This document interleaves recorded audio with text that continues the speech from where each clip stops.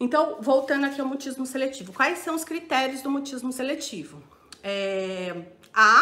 Critério A, fracasso persistente em falar em situações sociais. Então, a palavra persistente é o que vai fazer o diferencial aqui. Então, situações sociais, pode ser escola, festas, ambientes fora daquele aonde ele fala. Então, a pessoa que te procurou com essa dúvida, com essa demanda, ele vai falar, olha, em casa ele fala ok. Aí, aonde ele não fala? Ele não fala na escola, ele não fala numa festa, ele não fala... E aí você vai marcando aí quais são as situações sociais aonde essa pessoa não fala e desde quando. Critério B. Este comportamento que apareceu aí desde quando, né, interrogado, cada caso vai ser um caso, vai interferir na profissão, na educação ou nas relações, no desenvolvimento das relações. Então, vamos pensar,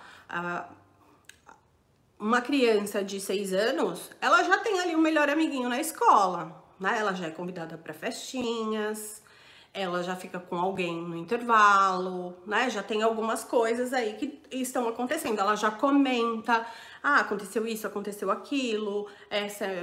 Com 7 anos, 8 já começa a história dos clube do Bolinha, clube da Luluzinha, os melhores amigos, as reclamações, né? Então, assim, essa dificuldade vai afetar diretamente esse desenvolvimento da socialização das crianças, né? Critério C, duração mínima de 1 mês. Então, essa criança ou essa pessoa vai ter que, para caracterizar mutismo seletivo, ficar durante 1 mês com esse comportamento de não falar em situações de interação com ampla capacidade de fazer isso em outra situação, tá? Dentro desse mês. Então, não é dentro de 1 mês essa criança não falou nada com ninguém, não falou mais. Dentro de 1 mês, ela foi capaz de falar e trocar, e se comunicar, e interagir com o pai, ali dentro de casa, com a avó, enfim.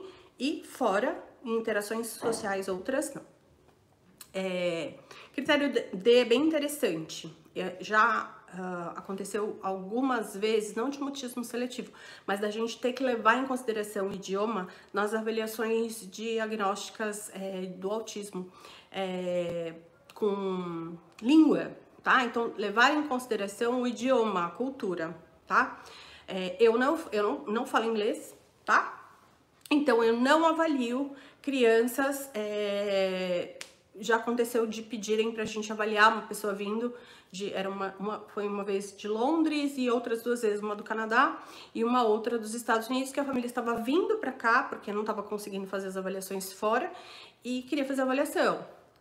Tem uma influência grande aí da questão do idioma, principalmente dependendo da idade da criança, onde ela estava fazendo estava nesse primeiro período do desenvolvimento dela, e aí a gente sempre encaminhou para alguém que falava inglês, né?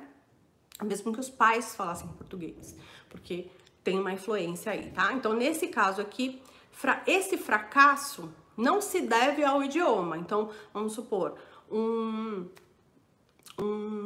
imigrante, e aí nesse 1 mês, ele trava porque ele não sabe falar direito, tá com ansiedade relacionada a falar o idioma do local que ele está, tá? Então, a gente tem que excluir essa questão. Esse não falar, que eu acho que esse daqui é o que vai pegar todo mundo, né? Com a dificuldade.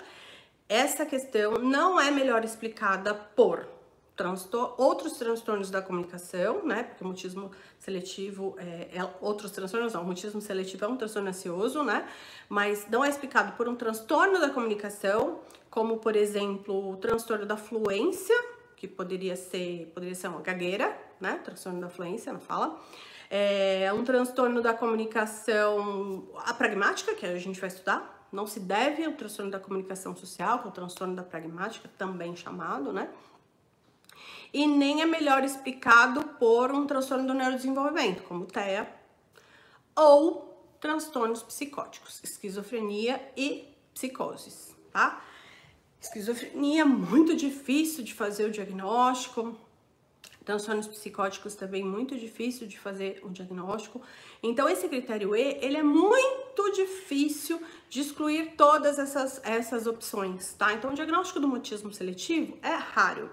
E quando aparecer, são todas essas questões que você precisa saber, conhecer e investigar para diferenciar. Como o nosso hiperfoco aqui é o transtorno do espectro autista, eu vou me concentrar naquilo que difere do transtorno do espectro autista.